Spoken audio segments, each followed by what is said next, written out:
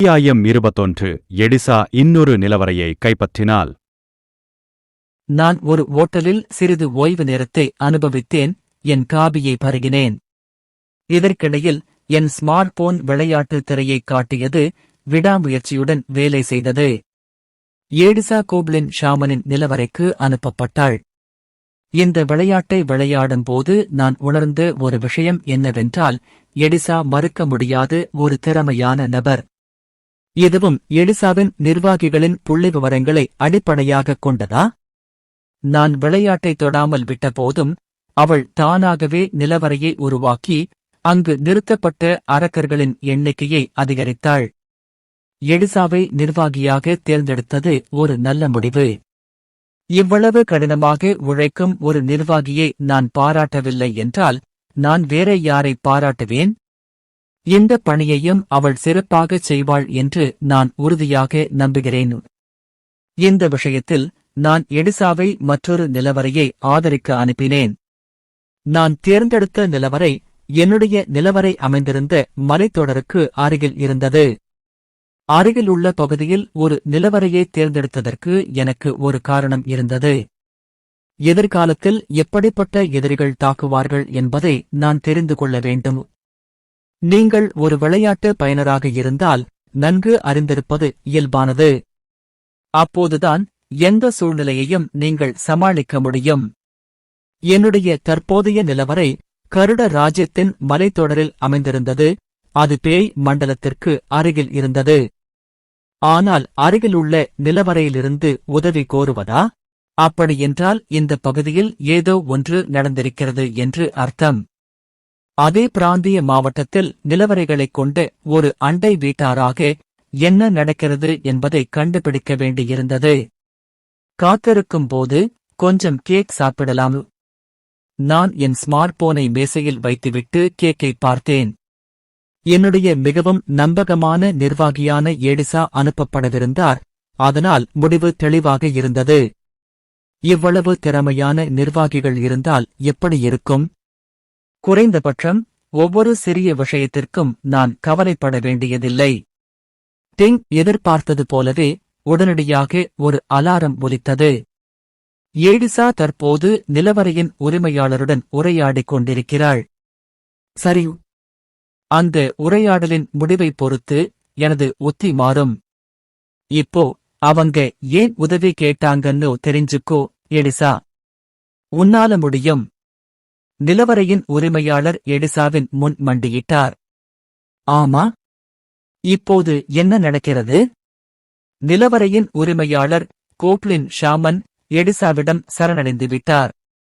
வாழ்த்துக்கள், நீங்கள் கோப்லின் ஷாமனின் நிலவரையை வெற்றிகரமாக வென்றுள்ளீர்கள். கோப்லின் ஷாமன் மற்றும் 14 கோப்லின்கள் இப்போது தீய கடவுளின் கூடு நிலவரையின் உறுப்பினர்களாக உள்ளனர். இருங்க, என்ன நடக்குது இங்கே? நான் எடிசாவை அங்கு அனுப்பி வெற்றி பெறவில்லை. உதவி செய்யத்தான் அவளை அனுப்பினேன் என்று எனக்கு தெரியும். ஒருவேளை நான் மீண்டும் ஒருமுறை சரியாக விசாரிக்க வேண்டும். இது உண்மையிலேயே ஒரு நிலவரை ஆதரவு பணி என்பதை நான் உறுதிப்படுத்தினேன். மற்ற நிலவரைகளுக்கு ஆதரவை வழங்குவதற்கு பதிலாக அருகிலுள்ள பகுதியில் எனது நிலவரையின் வலிமையை உடனடியாக அதிகரிக்கும் உள்ளடக்கமாக இது மாறியது. இது எடிசாவின் அசல் படமா? நான் நினைத்திருந்த எடிசா கீழ்ப்படுதலுள்ளவள், புத்திசாலி. ஒரு தந்தை தன் மகள் கலகத்தனமான கட்டத்தில் நுழையும்போது இப்படித்தான் உணருவார். அது அர்த்தமுள்ளதாக இருந்தது. சில நேரங்களில் கொஞ்சம் பன்முகத்தன்மை அவசியம். எல்லோருக்கும் யூகிக்கக்கூடிய மனநிலை இருந்தால் அது வேடிக்கையாக இருக்காது. இதுபோன்ற வழக்கத்திற்கு மாறான நிகழ்வுகள் உண்மையில் எடிசாவின் கதாபாத்திரத்தை மேலும் தனித்து நிற்கச் செய்யும். எடிசா இதுவரைக்கும் நல்லாத்தான் இருந்தா, அதனால எனக்கு புரிஞ்சுது. சில சமயங்கள்ல அது நேரான பாதையா இருக்காது. நேரான பாதைகளைப் பற்றி பேசினால் டெத் நைட் அப்படித்தான். டெத் நைட் ஒரு கச்சாவிலிருந்து எனக்கு கிடைத்த முதல் 5 நட்சத்திரம். அதன் பிறகு அவருக்கு என்ன ஆனது? அவர் கிட்டத்தட்ட இல்லாதவராக இருந்தார். அமைதியாக நிலவரையை பாதுகாத்து வந்தார். அவர் இன்னும் அமைதியாக அதை பாதுகாத்துக் கொண்டிருக்கலாம். டெத்னை ஜெயண்ட் ஸ்பைடர் ஹேக்ஷரி நிலவரையை வெற்றிகரமாக கைப்பற்றியுள்ளது. 6 ராட்சத சிலந்திகள் தீய கடவுளின் கூடு நிலவரையில் சேர்ந்துள்ளன. ஒருவேளை நான் விளையாட்டை தொடராமல் இருக்கலாம். டெத் நைட் ஏன் சிறைச்சாலையை விட்டு வெளியேறினார்? அவர் சிறைச்சாலையை விட்டு வெளியேற முடிந்தாலும் நான் ஒருபோதும் அந்த கட்டளையை வழங்கவில்லை. குறைந்தபட்சம் நான் எடிசாவை நேரடியாக அனுப்பினேன். ஆனால் டெத் நைட் அனுமதியின்றி நிலவரையை விட்டு வெளியேறி மற்றொரு நிலவரையை வென்றார். அச்சச்சோ, அதாவது சிறிது காலத்திற்கு என் நிலவரை பாதுகாப்பற்றதாக இருந்தது. சரி, கோப்லின் லாட் இருந்தார். ஆனால் தடுக்க முடியாத ஒரு சக்தி உள்ளே வந்தால் என்ன செய்வது? இதுபோன்ற எதிர்பாராத நிகழ்வுகளால் அவர்கள் சிரமத்தை இப்படித்தான் சரி செய்கிறார்களா? இறுதியில் அது நன்றாக வேலை செய்தது. இருப்பினும் எதிர்காலத்தில் நான் இதில் அதிக கவனம் செலுத்த வேண்டும். நிர்வாகி எடிசா உரிமையாளரிடம் ஒரு அறிக்கையை சமர்ப்பித்துள்ளார். தற்செயலாக எடிசா ஒரு அறிக்கையை சமர்ப்பித்ததாக ஒரு எச்சரிக்கை வந்தது. அதை ஆராய நான் விரைவாக அலாரத்தை தொட்டேன். சரிபார்த்த பிறகு பொதுவான உள்ளடக்கம் பின்வருமாறு: கோப்லின் ஷாமன் உதவி கோரியதற்கான காரணம் அருகிலுள்ள புனித மாவீரர்களின் எண்ணிக்கை சமீபத்தில் அதிகரித்துள்ளதே ஆகும். புனித மாவீரர்களா? ரேடன் கண்டத்தில் புனித வரிசைக்குள் புனித மாவீரர்கள் மட்டுமே இருந்தனர். இருப்பினும் அந்த வரிசை கண்டத்தின் தெற்கு பகுதியை ஆக்கிரமித்தது. அதே நேரத்தில் எனது நிலவரை கருட ராஜ்யத்தின் மலைத்தொடரில் அமைந்திருந்தது. கருட ராஜ்யம் கண்டத்தின் வடக்கு பகுதியில் இருந்ததால் அந்த வரிசைக்கான தூரம் கணிசமாக இருந்தது. மேலும் புனித மாவீரர்கள் மலைகளில் செயல்பட்டு வந்தனர். அவை அந்த ராஜ்யத்தின் ஒரு பகுதியாக இல்லை. அவர்கள் ஏன் இங்கு வந்தார்கள்? புனித மாவீரர்கள் அருகில் தோன்றும்போது அவர்களை எவ்வாறு கையாள்வது என்பது குறித்தும் எடிசாவின் அறிக்கை விசாரித்தது. மீண்டும் ஒருமுறை எடிசவால் ஈர்க்கப்பட்டேன். அவள் உண்மையிலேயே ஒரு திறமையானவள். புனித மாவீரர்களே, நேற்று நடந்திருந்தால் நான் அவர்களை அழைக்க உத்தரவிட்டிருப்பேன் என்பதில் சந்தேகமில்லை. இருப்பினும் எனக்கு முன்பு இருந்த சங்கடமான உணர்வு என்னை தயங்கச் செய்தது. ஒருவேளை அது வெறும் மாயையாக இருக்கலாம், ஆனால் நான் ஏற்கனவே மிகவும் மென்மையான ஒழுங்கை நோக்கி சாய்ந்து கொண்டிருந்தேன். விருப்பங்களிலிருந்து தேர்ந்தெடுப்பதற்கு பதிலாக தட்டச்சு செய்வதன் மூலம் கட்டளை செய்யப்பட்டது. நான் திரையைத் தொடும்போது தட்டச்சு செய்யத் தொடங்கினேன். நீங்கள் புனித மாவீரர்களை சந்திக்கும்போது அவர்களை கொல்லாதீர்கள். அவர்களுக்கு கருணை காட்டி அவர்களை வாழ விடுங்கள். புரிந்ததா? இந்த கட்டளையை உருவாக்கிய பிறகு நான் கிட்டத்தட்ட உறுதிப்படுத்து என்பதை அழுத்தினேன். ஆனால் திடீரென்று ஒரு யோசனை வந்தது. தியாகங்கள், சரியா? பலி செலுத்துவது பற்றி விளையாட்டு முன்பு 2 முறை எனக்கு அறிவித்திருந்தது. எல்லா தியாகங்களும் மக்களால் செய்யப்பட்டவை. எனவே எனது கட்டளையில் இன்னொரு வரியைச் சேர்த்தேன். ஓ, தியாகங்களுக்கு உயிருக்குப் பதிலாக ஒரு கலைப்பொருளை வழங்குங்கள். இதுவரை நான் பலிகளுக்கு அதிக கவனம் செலுத்தியதில்லை. எனவே இந்த முறை ஒரு உயிரினத்திற்கு பதிலாக ஒரு கலைப்பொருளை வழங்க உத்தரவிட்டேன். பாதுகாப்பாக இருக்க வேண்டும் என்பதற்காக இது 2 முறை சரிபார்த்தேன். எனக்கும் அது மிகவும் குழப்பமாக இருந்தது. ஆனால் என் பதட்டத்தைப் போக்க அதுதான் சரியான வழி. நீங்க எப்பவும் நல்லா பண்ணுவீங்கன்னு நான் நம்புறேன். நல்லா பண்ணிருக்கீங்க.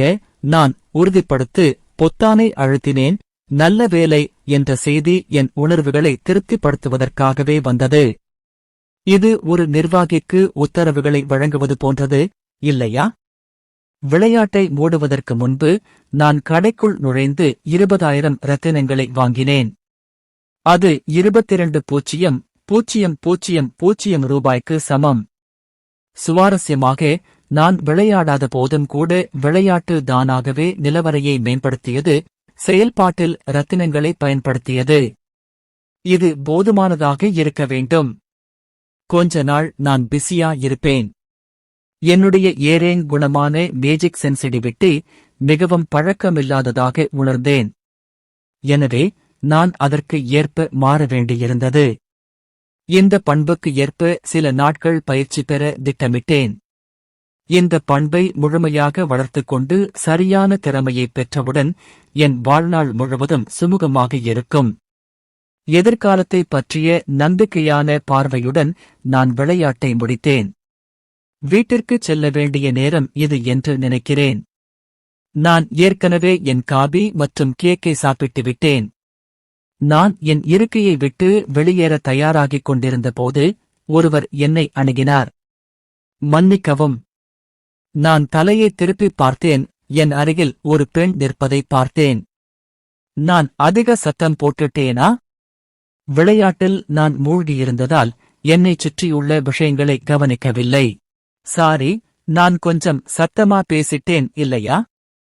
ஆமா. அந்த நபர் என் வார்த்தைகளுக்கு பதிலளிக்கும் விதமாக தலையை சாய்த்தார். இல்லை, இல்லை, அது அப்படி இல்லை. நீங்கள் முன்பு குறிப்பிட்ட ஒன்றைப் பற்றி நான் உங்களிடம் கேட்க விரும்பினேன். நான் முன்பு என்ன சொன்னேன்? எனக்கு நினைவில் இல்லை. நான் ஒரு கணம் அவளை பார்த்து முகம் சுளித்தேன். ஓ, நான் பீனிக்ஸ் கில்டைச் சேர்ந்த ஹண்டர் சாதனா. அவள் தன்னை அறிமுகப்படுத்திக் கொண்டு லேசாக குனிந்தாள். பீனிக்ஸ் கில்ட் லோகோவும் சாதனா பெயரும் பொறித்த தனது வணிக அட்டையை என்னிடம் கொடுத்தாள். என்னிடம் வணிக அட்டை இல்லை, அதனால் நான் சரித்திரன். பரவாயில்லை. நீங்க பிஸியா இருக்கும்போது உங்களை தொந்தரவு பண்ணதுக்கு மன்னிக்கவும். அவள் மீண்டும் தலை குனிந்தாள். அவள் ஒரு தேவதையா? நீங்கள் முன்பு கோப்லின் பிரபுவை பற்றி ஏதாவது குறிப்பிட்டீர்களா? கோப்லின் லார்ட்? சரி, நான் விளையாட்டு விளையாடும்போது அதைப் பற்றி பேசினேன். கோப்லின் லார்டுக்கு விதிக்கப்பட்ட தண்டனை அபத்தமானது. நான் எதுவும் பேசாமல் அவளையே பார்த்துக் கொண்டிருந்தேன். சரி, உண்மையில் நீங்கள் அதைப் பற்றி பேச விரும்பவில்லை என்றாலும் பரவாயில்லை. ஆனால் பூத கடவுள் திடீரென்று இந்த நிலவரையில் தோன்றினார். நான் நினைத்தேன், நான் இதைப் பத்தி சொல்ல என்ன இருக்கு? இது வெறும் விளையாட்டு, சரியா? ஆனால் அவளுடைய முகபாவனை மிகவும் தீவிரமாக இருந்தது. என்ன செய்வது? நான் யோசித்துக் கொண்டிருக்கும் போது, இவ்வளவு கடினமான கோரிக்கையை வைத்ததற்கு மன்னிக்கவும். உங்களை தொந்தரவு செய்ததற்கு மன்னிக்கவும். அவள் மீண்டும் தலையை குனிந்தாள். இந்த நபரும் விளையாட்டை விளையாட வேண்டும், இல்லையா? அவள் தன்னை ஒரு வேட்டைக்காரன் என்று அறிமுகப்படுத்திக் கொண்டபோது அவளுடைய விசிட்டிங் கார்டு விளையாட்டில் உள்ள அரக்கர்களைப் பற்றியது அல்ல, உண்மையான அரக்கர்களைப் பற்றியது என்று நினைத்தேன். உங்களுக்கு ஆட்சேபனை இல்லை என்றால் பரவாயில்லை. அது பெரிய விஷயமில்லை. நான் மேசையின் குறுக்கே சைகை செய்தேன், உட்காருங்க. விளையாட்டில் ஆலோசனை கேட்கும் ஒரு புதியவர் எப்போதும் வரவேற்கப்படுகிறார். மறுபுறத்தில் ஏடிசா திருப்தியான முகபாவத்துடன் நிலவரையை பார்த்தாள். அவள் மாஸ்டரின் கட்டளையை வெற்றிகரமாக நிறைவேற்றிவிட்டாள். இது இயற்கையானதுதான். அவள் ஒரு மாஸ்டரின் உண்மையுள்ள நிர்வாகி, எந்த கட்டளையிலும் வெற்றி பெற கடமைப்பட்டவள். தோல்வி என்பது ஒரு விருப்பமல்ல. உண்மையிலேயே நீங்கள் ஒரு சிறந்த மனிதர். கட்டளையை பெற்றபோது ஏடிசா ஆரம்பத்தில் மாஸ்டரின் நோக்கத்தை புரிந்துகொள்வதில் சிரமப்பட்டாள். சுற்றியுள்ள நிலவரைகளை வெல்வதில் அவள் ஏற்கனவே மிகவும் மும்முரமாக இருந்தாள். எனவே திடீரென்று உதவிக்கு அனுப்பப்பட்டது எதிர்பாராதது. எனக்கு ஒரு கணம் சந்தேகம் இருந்தது, ஆனால் அது மாஸ்டரின் கட்டளை. குறிப்பிடப்பட்ட நிலவரையில் உதவ முடிவு செய்தேன். ஆனால் நான் அதைப் பற்றி யோசித்தபோது, மாஸ்டர் அந்த கட்டளையை வெறுமனே கொடுத்தாரா? அப்படியானால் அவருக்கு நான் தேவையில்லை. அந்த நிமிடத்திலிருந்து ஏடிசா யோசித்துக் கொண்டே இருந்தாள். மாஸ்டரின் நோக்கம் என்னவாக இருக்கும்? யோசித்துக் கொண்டே அவள் ஒரு முடிவுக்கு வந்தாள். மற்றொரு நிலவரைக்கு உதவுவது என்பது அதை ஒரு கடினமான சூழ்நிலையிலிருந்து மீட்பதாகும். மீட்பு என்பது குருவின் கருணையை குறிக்கிறது. கருணை என்பது குருவின் அரவணைப்பில் வரவேற்கப்படுவதை குறிக்கிறது. ஏடிசாவின் மனதில் ஒரு விசித்திரமான சூத்திரம் நிறுவப்பட்டது. மற்றொரு நிலவரைக்கு உதவுங்கள், எங்கள் நிலவரையில் சேருங்கள். எனக்கு சரியாக புரிகிறது, மாஸ்டர். இன்றும் எலிசா உங்களிடம் ஒரு படி நெருக்கமாக உணர்கிறாள். அதே நேரத்தில் அவள் கோப்லின் ஷாமனுடனான தனது உரையாடலைப் பற்றி மாஸ்டரிடம் தெரிவித்தாள். உண்மையில் புனித மாவீரர்கள் மிகவும் வலிமையானவர்கள். கோப்லின் ஷாமன் கூறியிருந்தார். சமீபத்தில் புனித மாவீரர்கள் அருகிலேயே தோன்றினர். அவர்களின் நோக்கங்கள் என்னவென்று தெரியவில்லை. ஆனால் அவர்களுக்கு நல்ல நோக்கத்திற்காக இல்லை என்பது தெளிவாக தெரிந்தது. சிறைச்சாலையின் நிர்வாகியாக எலிசாவை அவற்றை எப்படி சமாளிப்பது என்று மாஸ்டரிடம் கேட்க வேண்டிய கடமை இருந்தது. மாஸ்டரின் பதில் பின்வருமாறு. மாஸ்டரிடமிருந்து சில கட்டளைகள் வந்தது. கருணை, மன்னிப்பு, நித்திய ஜீவன், கலைப்பொருள். எதிர்கால மகிமைக்காக உங்களால் முடிந்ததைச் செய்யுங்கள். உண்மையில் உங்கள் கருணைக்கு நான் மிகவும் நன்றியுள்ளவனாக இருக்கிறேன், குருவே. புனித மாவீரர்களிடம் கருணை காட்டுமாறு குரு அறிவுறுத்தினார். கருணை என்பது குருவின் அரவணைப்பில் ஏற்றுக்கொள்ளப்படுவதைக் குறிக்கிறது. அவர்கள் அந்த அமைப்பின் உறுப்பினர்களாக இருந்தபோதிலும் குரு அவர்களை அரவணைக்க தயாராக இருந்தார். நித்திய ஜீவன் என்ற கடைசி வார்த்தைக்கு எலிசா சிறப்பு கவனம் செலுத்தினாள். அவர்களை பேயாக மாற்றுங்கள். அந்த கட்டளை மறைமுகமாகச் சொன்னது. அவர்கள் மாஸ்டரின் அரவணைப்பில் என்றென்றும் வசதியான வாழ்க்கையை அனுபவிப்பார்கள். இந்த விஷயத்தில் டெத் நைட்டுடன் ஒத்துழைக்க வேண்டும் என்று எலிசா முணுமுணுத்தாள். புனித மாவீரர்களின் தலைவிதியை தீர்மானிப்பதற்கான ஒரு முக்கியமான தருணம் அது. ஆனால் கலைப்பொருள் பற்றி என்ன? மாஸ்டருக்கு பொருத்தமான ஒரு கலைப்பொருள் இருக்க வேண்டும். அது வெறும் ஒரு கலைப்பொருளாக இருக்க முடியாது. நான் ஒரு புகழ்பெற்ற கலைப்பொருளைப் பெற முயற்சிப்பேன். தயவு செய்து காத்திருங்கள், மாஸ்டர். இன்று மீண்டும் ஒருமுறை எலிசா மாஸ்டரின் கட்டளையை உண்மையாக பின்பற்றினாள். அத்தியாயம் 22. யார் இந்த கஜேந்திரன்? சாதனா அவள் ஒரு பி தரவு வேட்டைக்காரன். அதே நேரத்தில் அவளுக்கு ஹீலர் பண்பும் இருந்தது. பி தர ஹீலராக இருப்பது ஒரு சிறிய சாதனையல்ல. அவளால் பெரும்பாலான காயங்களை குணப்படுத்தவும் நிலவரைகளில் கட்சியின் சகிப்புத்தன்மையை வரம்பிற்குள் அதிகரிக்கவும் முடியும். சாதனா பி தர ஹீலர் அப்படித்தான் இருந்தார். ஆனால் அது மட்டுமே அவளைப் பற்றிய ஈர்க்கக்கூடிய விஷயம் அல்ல, அது அவளுடைய கில்ட்தான். அவர் சேர்ந்த கில்ட் தென்கொரியாவின் மிகப்பெரிய கில்டுகளில் ஒன்றான பீனிக்ஸ் கில்ட் ஆகும். இது முதல் 5 இடங்களில் சேர்க்கப்பட்டது. ஒரு பெரிய கில்டில் ஒரு அரிய சக்தியுடன் ஒரு குணப்படுத்துபவராக இருப்பது என்ன ஒரு கலவையாகும். வேறு யாராவது அதை பார்த்தால் அவர்கள் நிச்சயமாக அவளை பார்த்து பொறாமைப்படுவார்கள், அவளை ஒரு முன்மாதிரியாக கருதுவார்கள். இருப்பினும் இவை அனைத்தும் பயனற்றவை என்று சாதனா உணர்ந்தார். அவள் ஒரு சாதாரண கில்ட் உறுப்பினராக இருந்திருந்தால் தற்போதைய தருணங்களை அவள் ரசித்திருக்கலாம். ஆனால் ஐயோ, அவள் பீனிக்ஸ் கில்ட்டின் ஒரு சாதாரண உறுப்பினர் மட்டுமல்ல. அந்தக் குழுவின் தலைவர் அவளுடைய தந்தை. மேலும் அவளுக்கு 2 மூத்த சகோதரர்கள் இருந்தனர். அவளுடைய தந்தை ஒரு குழுவின் தலைவராக இருந்தார். அவளுடைய மூத்த சகோதரர் சங்க துணைத் தலைவராக பதவி வகித்தார். எதிர்பாராத ஏதாவது நடந்தாலொழிய அவர் அவர்களது தந்தையிடமிருந்து குழுவை பெறுவதற்கு வாய்ப்புள்ளது. அவளுடைய தம்பிக்கும் இதே போன்ற சலுகைகள் இருந்தன. மூத்தவனைப் போல சக்தி வாய்ந்தவனாக இல்லாவிட்டாலும் அவன் நிலவரைகள் மற்றும் கில்ட்டின் பணியாளர்கள் மீது அதிகாரம் கொண்டிருந்தான். அவளுடைய தந்தை மற்றும் சகோதரர்கள் இருவரும் தர வேட்டைக்காரர்கள். ஒரு பி தர ஹீலராக அவளுக்கு தலையிட இடமில்லை. மற்றவர்களுக்கு இந்த நிலைமை ஒரு பிரச்சனையாக தோன்றாது. உங்க அப்பாதான் கில்ட் தலைவராக இருந்து உங்க சகோதரர்கள் அதை நடத்துறதுல என்ன தப்பு? நீங்க அதிகமா செய்யாமலேயே பலன்களை அனுபவிப்பீங்க. இப்படித்தான் பெரும்பாலான மக்கள் அவளை புரிந்து கொண்டார்கள். உண்மையில் அவள் ஒரு குழு தலைவர் என்ற பட்டத்துடன் ஒரு குழுவை வழிநடத்திக் கொண்டிருந்தாள்.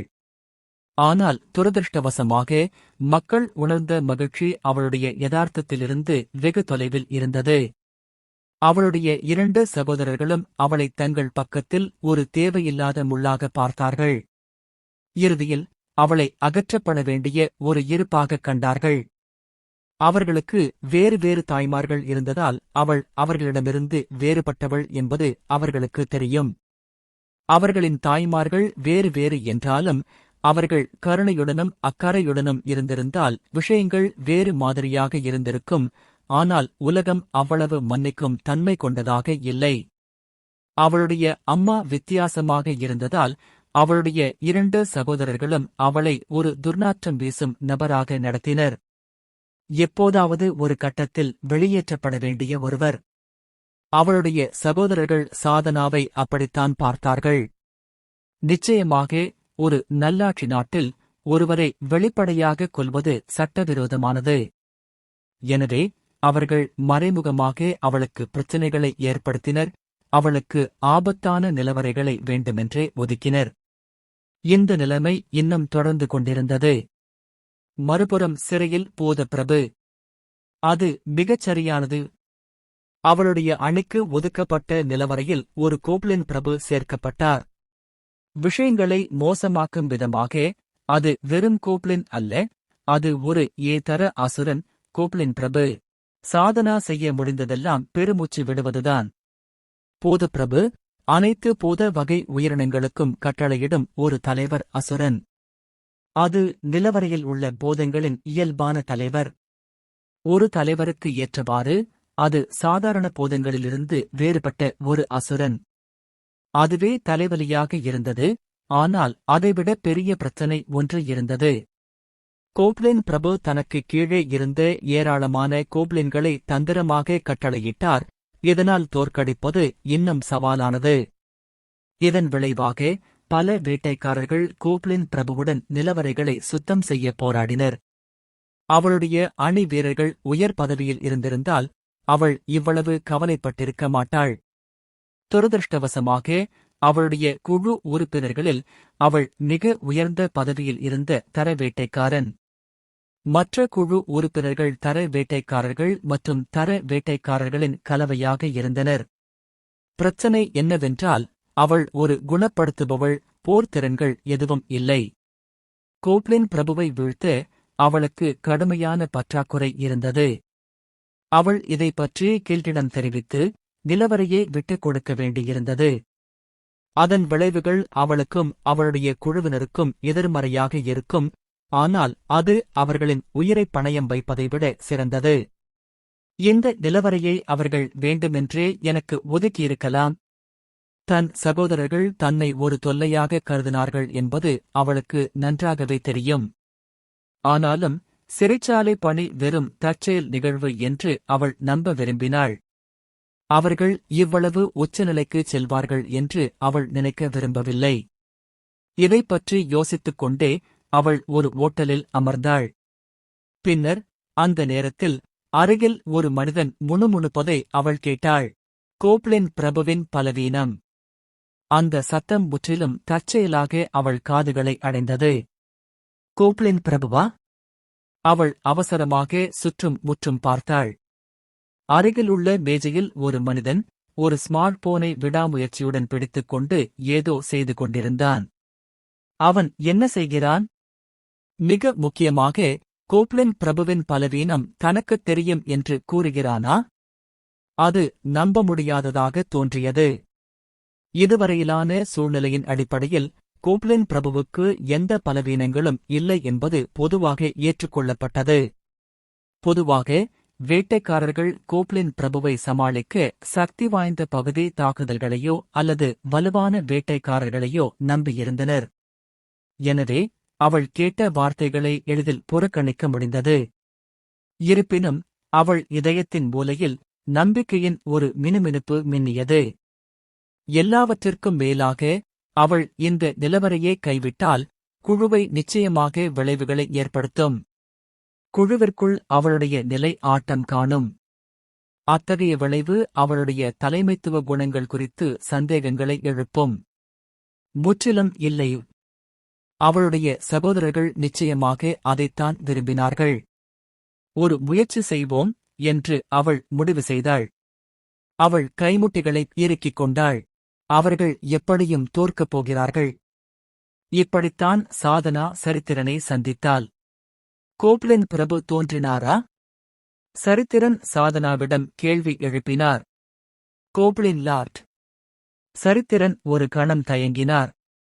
அவர் சிறிது நேரத்திற்கு முன்பு ஒரு விளையாட்டை விளையாடிக் கொண்டிருந்தார். கோப்லின் லார்ட் சம்பந்தப்பட்ட பல்வேறு கதைகளைப் பற்றி விவாதித்தார். ஆனால் திடீரென்று யாரோ ஒருவர் கோப்லின் லார்ட் என்ற தலைப்பைக் கொண்டு வந்தார். ஒருவேளை அவர்கள் விளையாட்டை விளையாடும்போது தங்களுக்குள் முணுமுணுத்திருக்கலாம். அப்போ விஷயம் விளையாட்டை பத்தியா? நிச்சயமாக அப்படித்தான் தோன்றியது. சரித்திரன் கேள்வி ஆட்டத்தின் டிராவில் கோப்லின் லார்ட் தோன்றினாரா என்பதுதான். ஆமாம், எனக்கு ஆச்சரியமாக இருந்தது. ஆனால் இந்த முறை கோப்லின் பிரபு தோன்றினார் என்று சாதனா பதிலளித்தார்.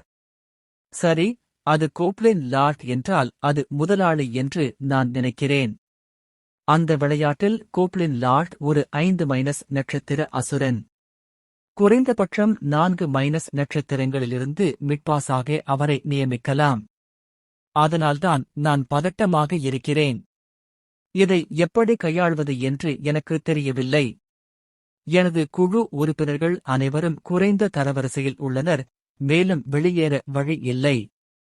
சாதனா தன் கையால் நெற்றியை தடவிக்கொண்டே சொன்னாள். இந்த நேரத்தில் அவர்களின் தற்போதைய பலத்துடன் எந்த தீர்வும் இல்லை. சரித்திரன் புரிந்து கொண்டது போல் தலையசைத்தார். ஒரு 5 நட்சத்திர அசுரன் தோன்றினாலும் கட்சி அமைக்க எந்த அசுரனும் இல்லை என்றால் அது ஒரு தொந்தரவாக மாறும். அவர் தனது சொந்த நிலவரையை நிர்வகித்தார். பல டிராக்கள் மூலம் அவருக்கு ஒரு நல்ல கலவை இருந்தது. ஆனால் இதுதான் அவரது கதை. அவருக்கு முன்னால் இருக்கும் ஒரு புதியவருக்கு இது ஒரு சவாலான பிரச்சனையாக இருக்கும். தற்போதைய சூழ்நிலையில் கோப்லின் லார்டை கருத்தில் கொள்ளாமல் இருப்பது நல்லது. அது 5- நட்சத்திரமாக இருந்தாலும் கூட. 5 நட்சத்திரமா? ஆமாம், இங்கே ஏ தர அசுரன். சரித்திரன் தொடர்ந்து விளக்கினார். கோப்லின் லார்ட் ஒரு 5- நட்சத்திரமாக இருந்தாலும் கூட. இல்லை, ஒரு தர அசுரன். அதற்கு ஒரு முக்கியமான பலவீனம் உள்ளது. அதன் கூட்டத்துடன் அது இல்லை என்றால் அதற்கு ஒரு தண்டனை கிடைக்கும். ஒரு அபராதமா? அப்படி ஒரு விஷயம் இருந்ததா? சாதனா ஆச்சரியப்பட்டார். அவள் அப்படி ஒரு விஷயத்தைப் பற்றி இதற்கு முன்பு கேள்விப்பட்டதே இல்லை. அதற்கு அதன் சொந்த கூட்டம் இல்லை என்றால் பிறகு என்ன நடக்கும்? அந்தச் சூழ்நிலையில் கோப்லின் லார்டுக்கு ஒரு தண்டனை கிடைக்கும். அதன் புள்ளிவிவரங்கள் 2- நட்சத்திரம் அல்லது தரவரிசை அசுரனின் நிலைக்கு குறைக்கப்படுகின்றன. அவள் பிரமிப்பில் ஆழ்ந்தாள். அதன் அருகில் அதன் கூட்டமோ அல்லது பூதங்களோ இல்லாததால் கோப்லின் பிரபு கணிசமாக பலவீனமடைந்தான் என்பதே இதன் பொருள். அது உண்மையிலேயே உண்மையா? ஆனால் இவ்வளவு நம்ப முடியாத கதையை நம்புவது கடினமாக இருந்தது. நிச்சயமாக, இதை நான் என் சொந்த அனுபவத்தின் அடிப்படையில் உங்களுக்குச் சொல்கிறேன். நீங்கள் விரும்பினால் நான் உங்களுக்கு காட்ட முடியும். அதை நீங்களே பார்ப்பது நல்லது. ஒருவேளை சரித்திரன் அவளுடைய முகபாவனையை புரிந்து கொள்ளக்கூடும். அவள் நம்பவில்லை என்றால் தான் அவளுக்கு காட்ட முடியும் என்று அவர் அவளுக்கு உறுதியளித்தார். வெறும் வார்த்தைகளை விட நேரடியாக விளையாட்டுத் திரையை காண்பிப்பது மிகவும் பயனுள்ளதாக இருக்கும். சரித்திரன் தனது ஸ்மார்ட் போனை எடுக்கப் போகும்போது சாதனா தனது கையை தாழ்த்தினார். பரவாயில்லை. நான் உண்மையிலேயே நன்றியுள்ளவனாக இருக்கிறேன். நன்றி. சரித்திரன் நன்றியுடன் வணங்கி அவன் வார்த்தைகளைப் பற்றி மீண்டும் ஒருமுறை யோசித்தாள். பூதக் கடவுள் இல்லைன்னு நினைச்சுக்கோ. அதுதான் யோசனை. கோப்லின் பிரபுவைப் பற்றி கவலைப்படாதே. முதலில் கோப்லின் கூட்டத்தை ஒழித்துவிடு. அவருக்கு எப்படி இவ்வளவு உண்மை தெரியும்? அந்த மனிதர் அதைத்தானே அனுபவித்ததாக கூறினார். அவரது வார்த்தைகளில் எந்த பொய்யும் இருப்பதாக தெரியவில்லை. இந்த தகவலை பெற அவர் பல போர்களிலும் சில சோதனைகளையும் பிழைகளையும் சந்தித்திருக்கலாம். சுற்றிலும் சில போதங்கள் இருந்ததால் போதப்பிரபு வெறுமனே தோன்றவில்லை. அது எவ்வளவு வலிமையானது? குறைந்தபட்சம் அது ஒரு தர வேட்டைக்காரனாக இருக்க வேண்டும், இல்லையா? மிக முக்கியமாக ரேடன் கண்டத்தின் குறியீட்டு முறையை பயன்படுத்தி அசுரன் 5 நட்சத்திர தரவரிசையில் இருப்பதாக அந்த மனிதன் கூறினார். இங்கு பயன்படுத்தப்படும் அகரவரிசை அடிப்படையிலான குறியீட்டிற்கு மாறாக கண்டம் நட்சத்திர அடிப்படையிலான தரவரிசை முறையை பயன்படுத்தியது. சாதாரண வேட்டைக்காரர்களுக்கு ரேங் என்ற சொல் இயல்பாகவே மிகவும் பரிச்சயமாக இருக்கும், ஆனால் அவளுக்கு முன்னால் இருப்பவருக்கு அது அப்படி இருக்காது. ரேடன் கண்டத்திற்குச் சென்ற ஒரு உண்மையான அதிகார மையம். மேலும் அவர் அங்கே நீண்ட காலம் தங்கியிருக்க வேண்டும். அவளும் ஒருநாள் ரேடன் கண்டத்தில் காலடி எடுத்து வைக்க வேண்டும் என்று நம்பியிருந்தாள். அந்த திசையில் அடிப்படைகளை படித்துக் கொண்டிருந்தாள். அவள் எவ்வளவு படித்தாலும் எந்த குறியீடு மிகவும் பரிச்சயமானது என்பது தெளிவாக தெரிந்தது. அதை தவறவிடக்கூடாது. இந்தச் சூழ்நிலையில் கில்ட்டுக்குள் உயிர் வாழ அவள் தனது நிலையை உறுதியாக நிலைநிறுத்த வேண்டியிருந்தது. அதற்கு வலிமை தேவைப்பட்டது. ஆனால் அவளுடைய சகோதரர்கள் ஏற்கனவே கில்ட்டின் உள் நிலைமையை இறுக்கமாக பிடித்திருந்தனர். இந்த சூழ்நிலையில் அவளுக்கு முன்னால் இருந்தவர் ஒரு மாற்றத்தை ஏற்படுத்தியவர். சாதனா நன்றியுடன் மீண்டும் தலை குனிந்தாள். நான் உண்மையிலேயே நன்றியுள்ளவனாக இருக்கிறேன்.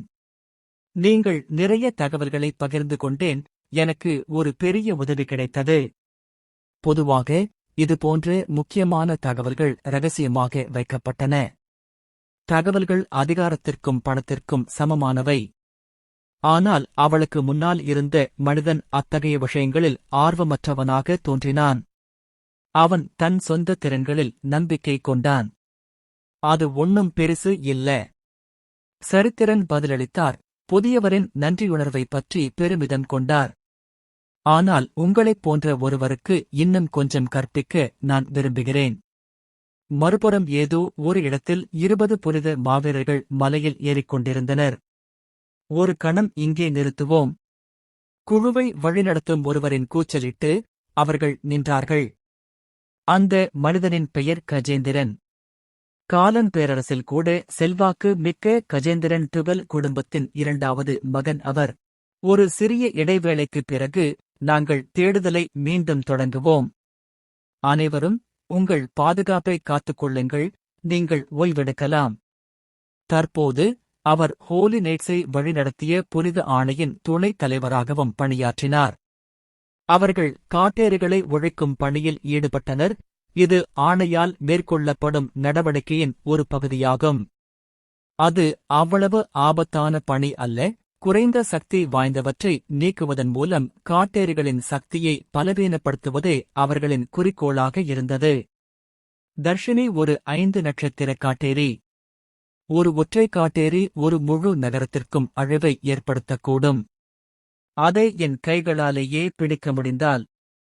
தர்ஷினி தனது சொந்த கைகளால் கைப்பற்றுவது வெறும் கனவாக இருக்காது. 2வது மகன் என்பதால் வாரிசு பதவியில் இருந்து அவர் விலகியிருந்தாலும் தர்ஷினி கைப்பற்றுவது அவரது குடும்பத்தின் நிலையை பாதுகாக்க போதுமானதாக இருக்கும். நான் வாரிசாக இல்லாவிட்டாலும். அவர் 2வது மகன் என்பதால் வாரிசு பதவியை விட்டுக் கொடுத்தார். ஆனால் இந்த முடிவில் வெர்தர் மிகவும் அதிருப்தியடைந்தார். வெர்தர் விரைவில் ஆர்டரில் நுழைந்தார். அவருடைய குடும்ப பின்னணிக்கு நன்றி. ஒரு ஹோலி நைட் ஆகவும் துணை கேப்டன் பதவியை கூட ஏற்கவும் முடிந்தது. அவர் தலைவராக இல்லாவிட்டாலும் துணை கேப்டன் பதவிக்கு அவர் வந்திருந்தார். இது ஒரு முன்னோடியில்லாத நிகழ்வாகும், ஏனெனில் அவர் ஆரம்பத்தில் அந்த அமைப்பை சேர்ந்தவராக இல்லை என்பதை கருத்தில் கொண்டு. கஜேந்திரன் ஒரு பெருமூச்சு விட்டார். காட்டேரிகளை அழைக்கும் பணியின் போது அவர்களில் ஒருவர் தப்பிக்க முடிந்தது. தப்பி ஓடிய காட்டேரியை பிடிக்க தற்போதைய புனித மாவீரர்களின் குழு அங்கு இருந்தது. அந்த காட்டேரி அவர்களை பேய் மண்டலத்தின் எல்லையில் உள்ள ஒரு மலைக்கு அழைத்துச் சென்றது. இந்த இடம் கைவிடப்பட்ட இடமாக தோன்றினாலும் அதிகாரப்பூர்வமாக கருட ராஜ்யத்தின் ஒரு பகுதியாக இருந்தது. மேலும் இங்கு பிடிபட்டால் நிறைய பிரச்சனைகள் ஏற்படும் என்பதையும் குறிப்பிட தேவையில்லை. துணை கேப்டன் யாரோ ஒருவர் கஜேந்திரன் நோக்கி பேசினார். அவர் புனித மாவீரர்களில் ஒருவர். அதைத் துரத்துவது அவசியமா? தூய்மை சடங்கை கூட மேற்கொள்ளாத ஒரு முதிர்ச்சியற்ற காட்டேரி குறிப்பிடத்தக்க சிக்கல்களை ஏற்படுத்த வாய்ப்பில்லை. புனித மாவீரரின் வார்த்தைகள் உண்மையாக இருந்தன. சாதாரண சூழ்நிலைகளில் ஒரு முதிர்ச்சியற்ற காட்டேரி ஓடிப்போவது என்பது ஒரு புறக்கணிக்கத்தக்க நிகழ்வாகவே இருந்திருக்கும். ஒரு முதிர்ச்சியற்ற காட்டேரியை பிடிப்பது அவர்களின் சாதனைகளுக்கு பெரிய பங்களிப்பைச் செய்யாது. ஆனாலும் இந்த ஒரு காட்டேரியை பிடிக்க அவர்கள் பேய் மண்டலத்தின் எல்லையை ஒட்டிய ஒரு இடத்திற்கு வந்திருந்தார்கள். மேலும் இந்த இடம் வேறொரு நாட்டிற்கு சொந்தமானது. சாராம்சத்தில் அவர்கள் வேறொரு நாட்டை ஆக்கிரமித்துக் கொண்டிருந்தனர். ஹோலி நைட்ஸ் தற்போதைய சூழ்நிலையை புரிந்து கொள்ள முடியவில்லை. ஆனால் கஜேந்திரன் பதிலுக்கு கத்தினார், ஆணையின் பெயரால் மக்களை பாதுகாப்பது ஹோலி நைட்ஸ் நம் கடமை. அது அவர்களை வாயை மூடிக்கொண்டு உத்தரவுகளை பின்பற்றச் சொல்லும் ஒரு வழியாகும். எனினும் அந்த ஆள் ஒரு வாளை வைத்திருந்தான். தப்பிக்கும் காட்டேரியில் கஜேந்திரன் வித்தியாசமாக ஏதோ ஒன்றை கவனித்தார்.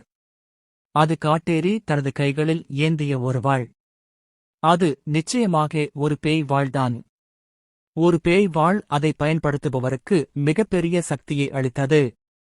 அவர் பார்த்த வாள் அவர் ஆணையின் பதிவுகளில் படித்த பேய் வாள்களைப் போலவே இருந்தது. கஜேந்திரன் கண்கள் பேராசையால் மின்னின. அத்தியாயம் 23 இன்குபஸ் நிலவரையின் திருப்புமுனை.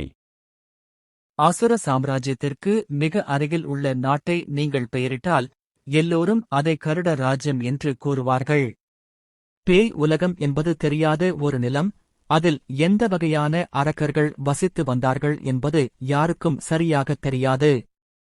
கடந்த கால பதிவுகளை அடிப்படையாகக் கொண்டு அவர்களால் ஊகிக்க மட்டுமே முடிந்தது.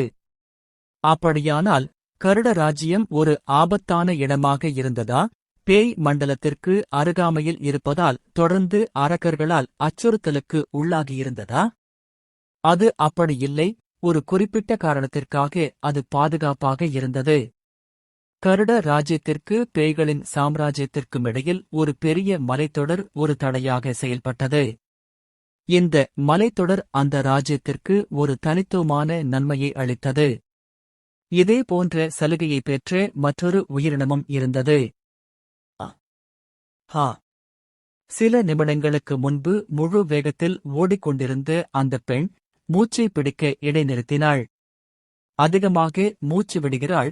அவள் ஒரு சிறிய பெண், ஆனால் அவளுடைய நீளமான கோரை பற்கள் அவளை வேறுபடுத்திக் காட்டின. அவள் பெயர் கங்கனா. அவள் ஒரு காட்டேரி. அம்மா, நீங்க எங்க இருக்கீங்க? சமீப காலம் வரை அவள் விளையாடிக் கொண்டிருந்த அவளுடைய பராமரிப்பாளர் இப்போது அவள் பக்கத்தில் இல்லை என்று கங்கனா சோகமாகச் சொன்னாள். அந்த கெட்ட மனிதர்கள் என்னை கொல்ல பார்க்கிறார்கள். காட்டேரிகள் வசிக்கும் ஒரு சிறிய நிலவரையில் கங்கனா வசித்து வந்தார். ஆனால் அந்த அமைதி நீண்ட காலம் நீடிக்கவில்லை. திடீரென்று வெள்ளை கவசம் அணிந்த நபர்களால் அவர்கள் தாக்கப்பட்டனர். இது முற்றிலும் எதிர்பாராத திருப்பமாகும். அவர்களின் திடீர் தாக்குதலுக்கு எதிராக நிலவரைக்கு எந்த வழியும் இல்லை. கங்கனா மட்டுமே அவளுடைய சிறிய உயரம் காரணமாக தப்பிக்க முடிந்தது. அவள் அதிர்ஷ்டசாலி. அவள் சிறிது நேரம் ஓடிக்கொண்டிருந்தாள். புனித மாவீரர்கள் அவளை துரத்திய போதும் கூட நிற்கவில்லை. அவள் பெற்றோர் கொடுத்த வாளை ஏந்தி சோர்வையும் பொருட்படுத்தாமல் ஓடிக்கொண்டே இருந்தாள். புனித மாவீரர்களை முந்தி அவள் தற்போதைய இடத்தை அடைந்தார்கள். அசுர சாம்ராஜ்யத்திற்கு அடுத்துள்ள மலைத்தொடர்.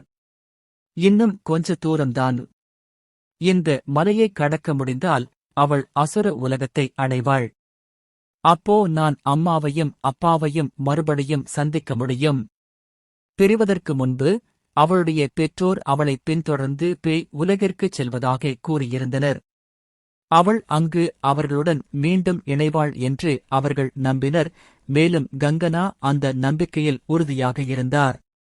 பசியால் அவள் வயிறு சத்தம் போட ஆரம்பிச்சது. ஆனால் அவள் நாள் முழுவதும் எதையும் சாப்பிடவில்லை. கங்கனா போன்ற ஒரு சிறிய பெண்ணுக்கு அது ஒரு சிக்கலான சூழ்நிலை. எனக்கு பசிக்குது. அம்மாவை மிஸ் பண்றேன். கண்ணீர் மீண்டும் பெருகியது. பொறுத்துக்குள். நான் பொறுத்துக்கொள்ள வேண்டும். இப்போது அழுவதற்கான நேரம் இதுவல்ல, அவள் தன்னால் முடிந்த அனைத்து பலத்தையும் திரட்ட வேண்டியிருந்தது. கங்கனா முணுமுணுத்து கண்ணீரை துடைத்தாள். ஸ்னாப் என்ற சட்டம் வந்தது. கங்கனா அழுது கொண்டிருந்தபோது ஒரு அணில் அவளை நெருங்கியது. ஹே, அது ஒரு அணில்.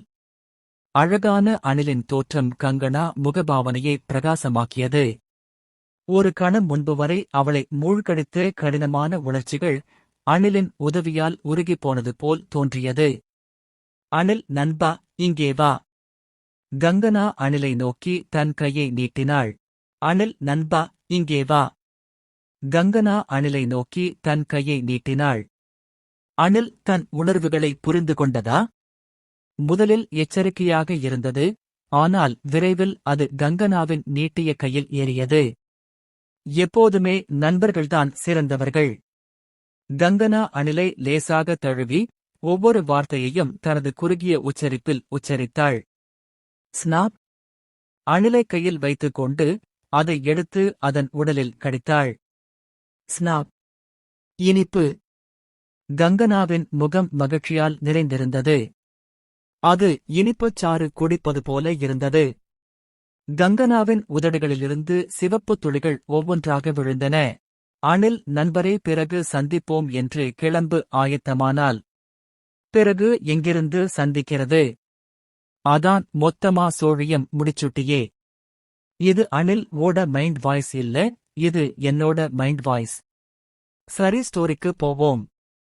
தன் தோழி என்று அழைக்கப்படுபவனை மகிழ்ந்து முடித்த கங்கனா அணிலை கீழே போட்டுவிட்டு எழுந்து நின்றாள். அவள் இன்னும் நீண்ட தூரம் செல்ல வேண்டியிருந்தது. அந்த பயங்கரமான மனிதர்கள் எப்போது அவளை துரத்துவார்கள் என்பது யாருக்குத் தெரியும்? இங்கேயே இருப்பது நல்ல யோசனையாக இல்லை. எனவே கங்கனா உறுதியுடன் எழுந்து நின்றாள். வலிமையாக இருப்போம். அவள் தன் அம்மாவையும் அப்பாவையும் மீண்டும் ஒன்றிணைக்கும் நாளுக்காக அவள் உறுதியாக இருக்க வேண்டியிருந்தது. அவளுடைய பெற்றோர் அவளுக்கு கொடுத்த வாளை கங்கனா தன் இதயத்திற்கு நெருக்கமாக பிடித்திருந்தாள். அவளுடைய பெற்றோர் வாளைப் பற்றி என்ன சொன்னார்கள் என்பது அவளுக்கு நினைவில் இல்லை. அவள் நினைவுகூர முடியாத அளவுக்கு இளமையாக இருந்தாள். அச்சச்சோ! கங்கனாவின் பார்வை தரையில் விழுந்தது. தரையில் ஊர்ந்து செல்லும் பாம்பை கண்டாள். அது ஒரு நீண்ட கால நண்பர். வாழைக் கைகளில் சுற்றிக்கொண்டு கங்கனம் தனது சிறிய கைகளை பயன்படுத்தி பாம்பை தூக்கினாள். நாம் ஒன்றாகச் செல்வோம். நீங்கள் ஒரு சுவையான நண்பர். குறைந்தபட்சம் சிறிது நேரமாவது. உணவு பற்றாக்குறையால் கங்கனா பற்றி இனி கவலைப்பட தேவையில்லை. மறுபுறம் ஏடிசா தனது நிலவரையை சரிபார்ப்பதில் மும்முரமாக இருந்தாள். ஹோலி நைட்ஸ் அருகில் இருப்பதாக வதந்திகளை கேள்விப்பட்ட பிறகு அவள் அவர்களின் வருகைக்கு தயாராகிக் கொண்டிருந்தாள். அதிர்ஷ்டவசமாக அத்தகைய தயாரிப்புகளுக்கு அவளிடம் போதுமான நிதி இருந்தது. எஜமானர் இந்த மந்திர கற்களை எங்கிருந்து பெற்றார்? அவளுடைய பெரிய எஜமானர் அவளுக்கு 20,000 மந்திரக் கற்களை கொடுத்திருந்தார். அது புனித மாவீரர்களுக்கு நன்கு தயாராக இருப்பதற்கு போதுமானதாக இருந்தது. இங்கே சில பொறிகளை அமைப்பது நன்றாக இருக்கும். ஏடிசா நிலவரையின் பல்வேறு பகுதிகளை ஆய்வு செய்தபோது அவற்றைக் காட்டினாள். தயவுசெய்து விரைவாக நிறுவக்கூடிய பொறிகளை பயன்படுத்தவும். இந்த விஷயத்தில் அவள் அரக்கன் வணிகருடன் ஒப்பந்தங்களைச் செய்து கொண்டிருந்தாள். பிரதிநிதி ஜடா மிருதுலா வெளிப்படையாக மகிழ்ச்சியடைந்தார்.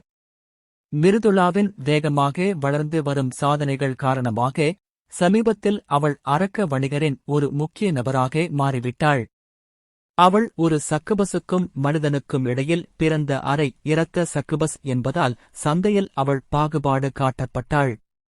இருப்பினும் அவள் நிலவரையின் மேலாளராக நியமிக்கப்பட்டது அதிர்ஷ்டம். அது அவளுக்கு ஒரு திருப்புமுனையாக அமைந்தது. அவள் நிர்வகித்த நிலவரை அவ்வளவு பணக்கார நிலவரை அல்ல. உண்மையில் கடைசியாக அவர்களுக்கு ஏராளமான மந்திரக் கற்கள் தேவைப்பட்டன. ஆனால் இந்த முறை போதங்கள் மற்றும் எலும்புக்கூடுகள் பயன்படுத்திய ஆயுதங்களையும் நாம் மாற்ற வேண்டும். இது போதுமா? மந்திரக் கற்கள் ஒரு பொருட்டல்ல, முடிந்தவரை தரம் உயர்ந்ததாக இருப்பதை உறுதிப்படுத்திக் கொள்ளுங்கள். ஒவ்வொரு ஆயுதமும் மிக உயர்ந்த தரத்தில் இருக்க வேண்டும் என்று அவள் கோரினாள். சரி, மிருதுளா. ஆமாம். தயவுசெய்து சொல்லுங்கள். உங்களிடம் ஏதாவது கவசம் அல்லது உபகரணங்கள் இருக்கிறதா? ஆயுதங்கள் நன்றாக இருந்தன, ஆனால் கவசம் குறைவாக இருந்தது. தாக்குதல் எவ்வளவு சிறப்பாக இருந்தாலும் தற்காப்பு குறைவாக இருந்தால் அது அர்த்தமற்றது. நிச்சயமாக. எங்கள் அரக்கன் வணிகரிடம் அட்வென்ச்சர்ஸ்களுக்கான பல்வேறு உபகரணங்கள் உள்ளன, மேலும் எங்களிடம் புனிதர்களிலிருந்து கொள்ளையடிக்கப்பட்ட உபகரணங்களும் உள்ளன. அப்போ நாம அதை பத்தி விவாதிக்கலாமா? நிச்சயமாக. மிருதுளா மகிழ்ச்சியுடன் ஒப்புக்கொண்டார். இந்த ஒப்பந்தம் முந்தையதைப் போல சுமூகமாக நடந்தால் அவளுடைய செயல்திறனைப் பற்றி கவலைப்பட வேண்டிய அவசியமில்லை. நான் அவளுடன் கடைசி வரை இருக்க வேண்டும். மிருதுளா தன் அருகில் இருந்த ஏடிசா பார்த்தாள். அவள் ஒரு வழக்கமான வாடிக்கையாளர் என்பதால் அவளுக்கு அதிகபட்ச வசதியை வழங்க முடிவு செய்தாள். மறுபுறத்தில் சரித்திரன் ஒரு விஷயத்தை சரி செய்ய வேண்டியிருந்தது.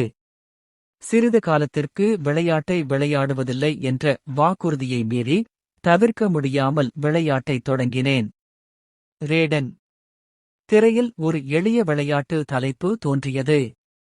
அது நடைமுறையில் ஒரு செயலற்ற விளையாட்டாக இருந்தாலும் அதற்கு அதன் சொந்த வசீகரம் இருந்தது.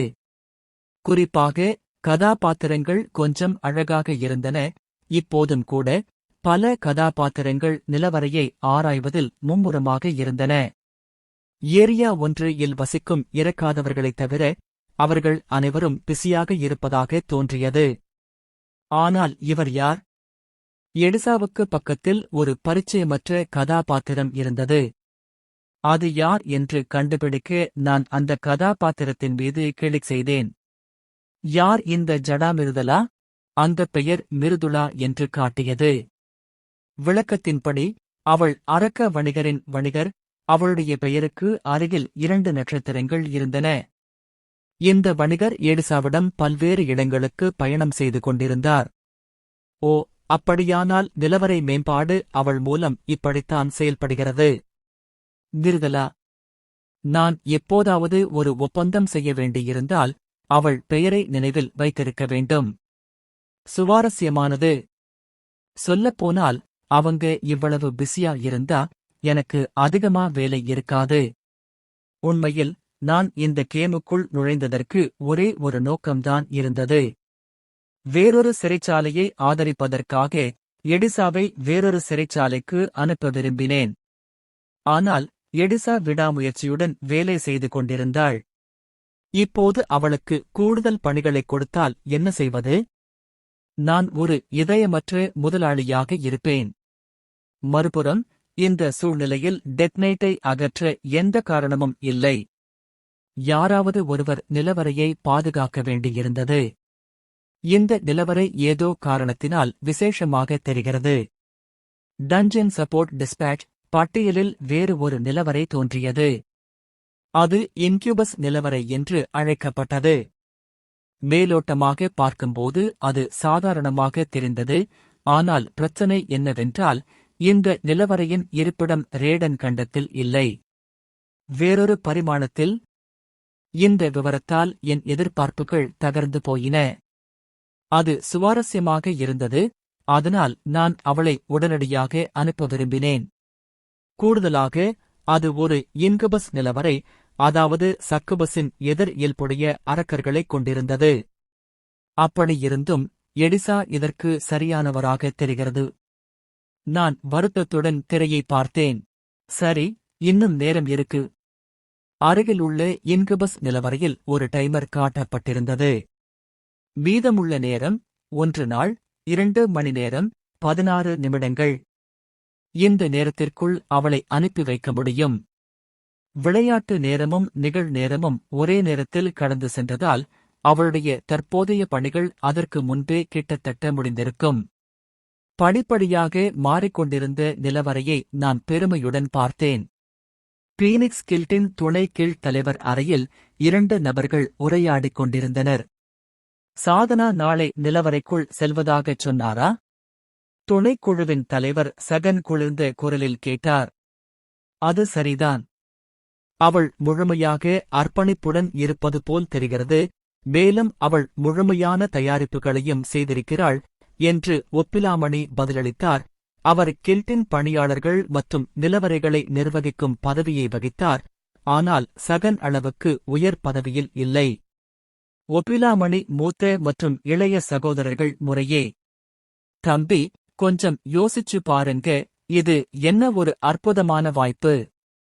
சம்பந்தப்பட்ட நிலவரையில் ஒரு கோப்லின் பிரபு இருந்தார், அது ஏ தர அரக்கர்களின் தாயகமாக இருந்தது. மேலும் சாதனா ஒரு பி தர குணப்படுத்துபவர். குழு தலைவர் சாதனா கீழ் இருந்து குழு உறுப்பினர்கள் அனைவரும் சி தர அல்லது டி தர வேட்டையாடுபவர்கள். சாதனா ஒரு பி தர வேட்டையாடுபவராக இருந்தாலும் அவர் முதன்மையாக ஒரு போர் அல்லாத குணப்படுத்துபவர். உண்மையில் இந்த குழு அதிகபட்ச சி தர ரேங்க் கொண்ட வேட்டைக்காரர்களைக் கொண்டிருந்தது. இவ்வளவு பெரிய அணிவகுப்புடன் அவர்கள் கோப்லின் லார்டுடன் ஒரு நிலவரைக்குள் செல்கிறார்களா? அது சந்தேகத்திற்கு இடமின்றி ஒரு பைத்தியக்காரத்தனமான யோசனைதான். இருப்பினும் அவர்கள் அவளைத் தடுக்க முயற்சிக்கவில்லை. அப்படியானால் முடிந்தவரை ஆதரவை வழங்குங்கள். அப்போதுதான் அவள் பின்னர் வருத்தப்பட மாட்டாள். உண்மையில் சாதனா அந்த நிலவரைக்குள் நுழைய நம்பிக்கையுடன் இருந்தார். பின்னர் அவள் சிக்கலில் சிக்கினால் அவள் தனது முடிவுக்கு வருத்தப்படாமல் இருப்பதை உறுதி செய்ய போதுமான ஆதரவை வழங்க அவர்கள் தயாராக இருந்தனர். உண்மையில் அவர்களுக்கு சாதனா என்பது இல்லாத ஒரு இருப்பு. இருப்பினும் எதுவும் நடக்கக்கூடிய சூழ்நிலையில் அவர்கள் இந்த முளையை மேலும் நசுக்க எண்ணினர். சாதனா அவர்கள் விரும்பியதை விட பெரிதாக வளரக்கூடாது என்பதை உறுதி செய்தனர். ஒரு பொன்னான வாய்ப்பு அவர்களுக்கு கிடைத்திருந்தது, அதை அவர்களால் அப்படியே விட்டுவிட முடியவில்லை. அம்மா சந்தோஷப்படுவாங்க. குறிப்பாக அவர்களின் தாய்க்கு சாதனா மீது கடுமையான வெறுப்பு இருந்ததால் வெறுப்பு எல்லையாக இருந்தது. எல்லாவற்றிற்கும் மேலாக அவள் அவர்களின் கணவரின் மற்றொரு மனைவியின் குழந்தை. ஆனால் இப்போது அதெல்லாம் முடிவுக்கு வரவிருந்தது. விரைவில் அவர்கள் சில நல்ல செய்திகளை கேட்பார்கள். ஓ, நீங்க நல்லா தயாரா? சாகன் ஒப்பிலாமணியின் மனதில் ஒரு எண்ணம் தோன்றியது போல் கேட்டார். தேவகன் வேறு ஒரு நிலவரைக்குள் நுழைய திட்டமிட்டிருந்தார். நிச்சயமா, நான் யார்னு நினைக்கிறீங்க? நான் ஏற்கனவே அந்த நிலவரைக்கு சாரணர்களை அனுப்பிட்டேன். அப்புறம் உனக்கு என்ன கவலை? அவர்கள் நிலவரைக்குள் தயாரானால் என்ன செய்வது? கீழ்நிலை அரக்கர்களாக இருந்தால் பரவாயில்லை. இருப்பினும் அரக்கர்களின் தரம் அதிகரித்ததால் அவர்களின் புத்திசாலித்தனமும் அதிகரித்தது. அவர்கள் வெளிப்படையாக வேவு பார்த்தால் அரக்கர்கள் தங்களை தயார்படுத்திக் கொள்ளலாம். அதனால்தான் உயர்நிலை நிலவரைகளை அகற்றுவது கடினம் என்று கூறப்பட்டது. சகன் தயாராகி வந்த நிலவரை குறைந்த தர நிலவரை அல்ல, பிதர நிலவரையைச் சேர்ந்தது. அதைப் பத்தி கவலைப்படாதீங்க தம்பி. சகன் ஒரு சாதாரண புன்னகையுடன் கூறினார். மேலும் அங்கே இன்குபி மட்டுமே உள்ளன. அப்படியா? இன்குபி என்றால் என்ன? இன்குபி சக்கபஸிலிருந்து வேறுபட்டது. அவர்கள் தங்கள் கனவுகளில் பெண்களை மட்டுமே குறிவைத்தனர். ஆனால் நிலவரையில் இன்குபி மட்டுமே இருந்தால் ஆண் வேட்டைக்காரர்கள் குழுவை உருவாக்குவது அர்த்தமுள்ளதாக இருந்தது. ஆண்கள் இன்குபியின் வசீகரிப்பிலிருந்து விடுபட்டிருந்தனர். இன்குபி எப்படி தயாராக முயன்றாலும் அது பலனளிக்காது. சகன் வெற்றிக்கு விதிக்கப்பட்டவர் போல் தெரிகிறது. ஒருவேளை தோல்வி அடைந்தால் சொர்க்கம் சகன் பக்கம் இருக்கலாம். நிலவரை அரக்கர்கள் பலிகளை செலுத்திக் கொண்டே இருக்கிறார்கள். 2 முதல் 4 வரை. அத்தியாயம் 24. இன்குபஸ் நிலவரையின் திருப்புமுனை 2. எல்லோரும் கடைசியா ஒரு சோதனை பண்ணுங்க. மருந்துகளின் எண்ணிக்கையை ஒரு முறைக்கு 2 முறை சரிபாருங்க. அதிகாலையிலிருந்தே பீனிக்ஸ் கில்ட்டின் உட்புறம் பரபரப்பாக இருந்தது. இன்று 2 அணிகள் நிலவரை வெற்றிக்கு தயாராகி வந்தன. கில்ட் உறுப்பினர்கள் அங்குமிங்கும் நகர்ந்து வேட்டைக்காரர்களின் உபகரணங்களை ஆய்வு செய்து பயணத்தின் இறுதிக் கட்டத்திற்கு தயாராகினர்.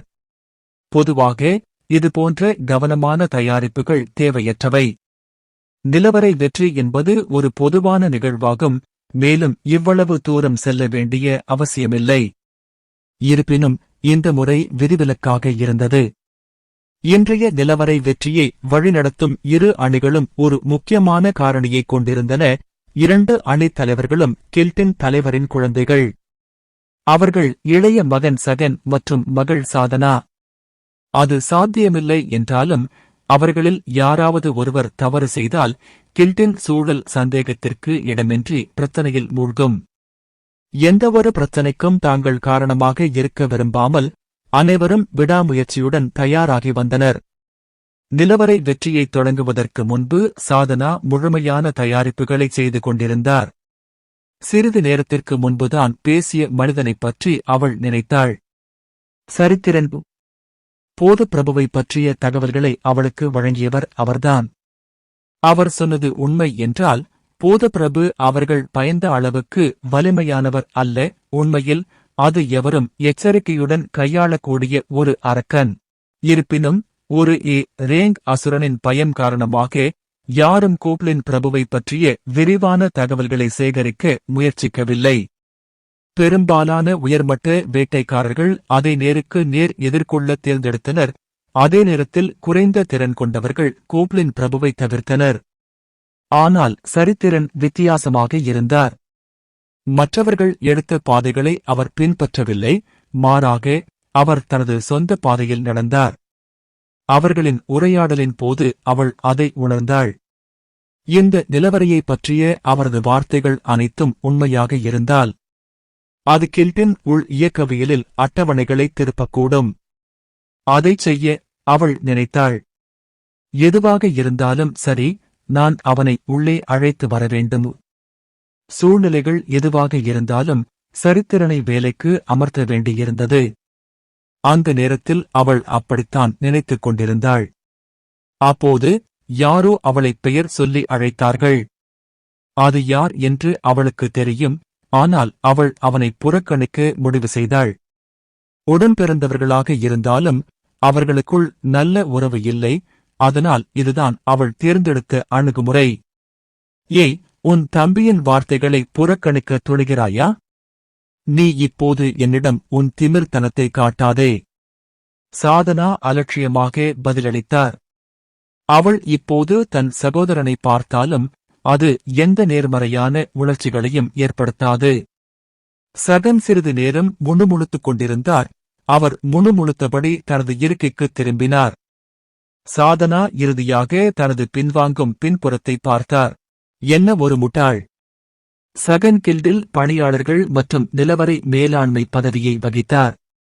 இதன் பொருள் கோப்லின் லார்ட் நிலவரையை தனக்கே ஒதுக்குவதற்கு அவர் பொறுப்பு என்பதாகும்.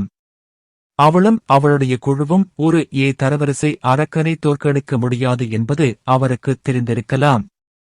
ஆனால் இந்த பணியில் நாம் வெற்றி பெறும் வரை திரு சகன் நான் கவனித்துக் கொள்வேன்.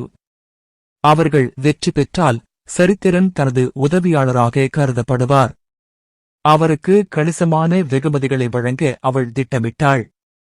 இந்த பயணம் வெற்றி அல்லது தோல்வி என்ற நிலையைக் கொண்டிருந்தது.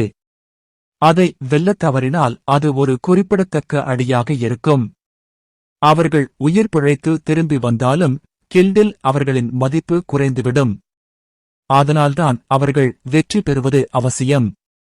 மேலும் சகன் தீங்கிழைக்கும் திட்டம் இதற்கு மட்டும் மட்டுப்படுத்தப்படவில்லை.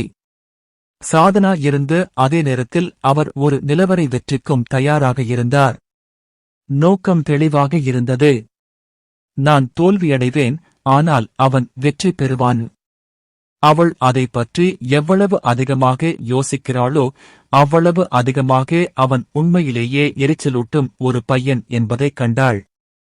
ஒரு இன்குபஸிடம் ஏற்கனவே சிக்கிக் கொள்ளுங்கள். அமைதியாக அவரை சபித்தபடி சாதனா தனது குழு உறுப்பினர்களிடம் கத்தினார். சீக்கிரம் கிளம்பலாம். முன்னெச்சரிக்கை நடவடிக்கைகளை அவர்கள் எவ்வளவு நன்றாக அறிந்திருந்தாலும் உண்மையான போர் வேறு கதையாக இருந்தது. நான் உங்க எல்லாருக்கும் சொன்னதை ஞாபகம் வச்சுக்கோங்க. என் உத்தரவுகளை மட்டும் படிங்க. எனவே அவள் தன் குழு உறுப்பினர்களுக்கு கண்டிப்பான வழிமுறைகளை வழங்கினாள். எல்லாவற்றிற்கும் மேலாக நாம சிறந்தவர்கள் என்று காட்ட வேண்டிய நேரம் இது.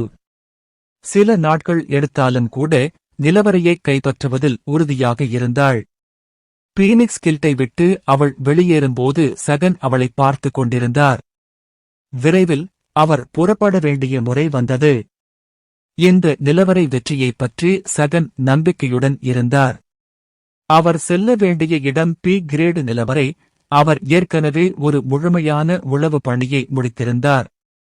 முடிவு தெளிவாக தெரிந்தது. அங்கு சக்குபஸ் அரக்கர்கள் யாரும் இல்லை, இன்குபஸ் மட்டுமே இருந்தார்.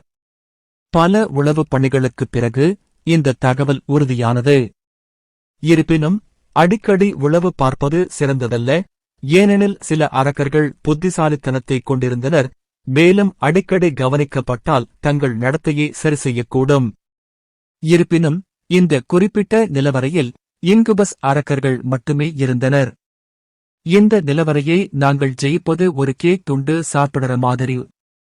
இன்குபஸின் வசீகரம் பெண்களை மட்டுமே பாதித்தது, எனவே முழு அணியும் ஆண்களால் ஆனது. இன்குபஸ் அவர்களை பாதிக்க முயற்சித்தாலும் எந்த பயமும் இல்லை.